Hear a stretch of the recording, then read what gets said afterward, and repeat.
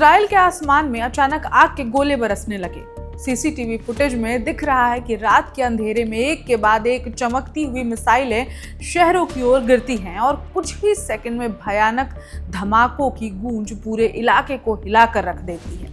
Reports के मुताबिक Iran ने खुर्रम शहर 4 बैलिस्टिक मिसाइल दागी हैं जो करीब 1500 किलो का भारी पेलोड ले जाने में सक्षम है। ये ईरान की एक सबसे खतरनाक मिसाइलों में से एक है। लेकिन सबसे डराने वाली बात यह है कि इन मिसाइलों में कथित तौर पर क्लस्टर वॉरहेड लगाए गए थे, यानी एक मिसाइल हवा में टूटकर दर्जनों छोटे बमों में बिखर जाती है और जमीन पर कई जगहों पर एक साथ धमाके होते हैं।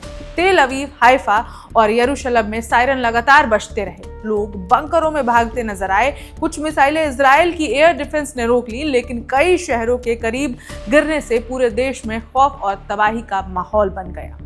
वीडियो के साथ देखिए इस खबर पर हमारी ये खास रिपोर्ट। सीसीटीवी फुटेज में कथित तौर पर इजरायली शहरों पर ईरानी बैलिस्टिक मिसाइलों की बारिश होती दिख रही है, जिसमें छतों और सड़कों पर कई धमाके हो रहे हैं। और इस बार विश्लेषकों का कहना है कि मिसाइलों में क्लस्टर प्रकार के वॉरहेड हो सकते हैं, जिन्हें एक बड़े क्षेत्र में दर्जनों मिनी बमों को फैलाने के लिए डिजाइन किया गया है। यहाँ वो सब कुछ है जो हम अब तक जानते हैं। विवरण: 11 मार्च 2026 को ईरान ने इजराइल को निशाना बनाते हुए एक के बाद एक कई मिसाइल हमले किए, जिसे चल रहे संघर्ष के सबसे तीव्र चरणों में से एक के रूप में वर्णित किया जा रहा है। खबरों के अनुसार रात भर में कम से कम 3 हमले किए गए, जिसके बाद चौथी लहर ने मध्य और उत्तरी इजराइल को निशाना बनाया। तेल अवीव, हाइफा और जेरूसलम सहित शहरों को मिसाइल अलर्ट पर रखा गया था। ईरानी पक्ष का दावा है कि उसने खुर्रम शहर 4 भारी बैलिस्टिक मिसाइल का इस्तेमाल किया।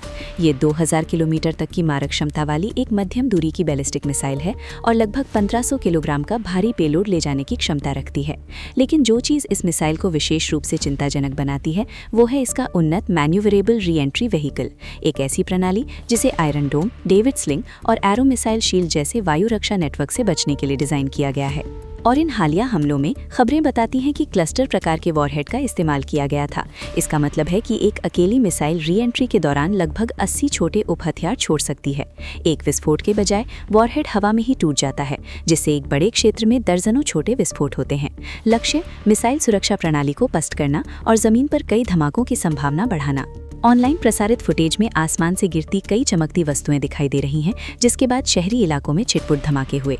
इजरायली रिपोर्टों के अनुसार कुछ मिसाइलों को मार गिराया गया, विशेष रूप से तेल अवीव के ऊपर। हालांकि अन्य मिसाइलें खुले क्षेत्रों और शहरी क्षेत्रों को निशाना बनाने में सफल रहीं और नेतन्या जैसे शहरों के ऊपर रॉकेट के निशान देखे गए। Subscribe to One India and never miss an update. Download the One India app now.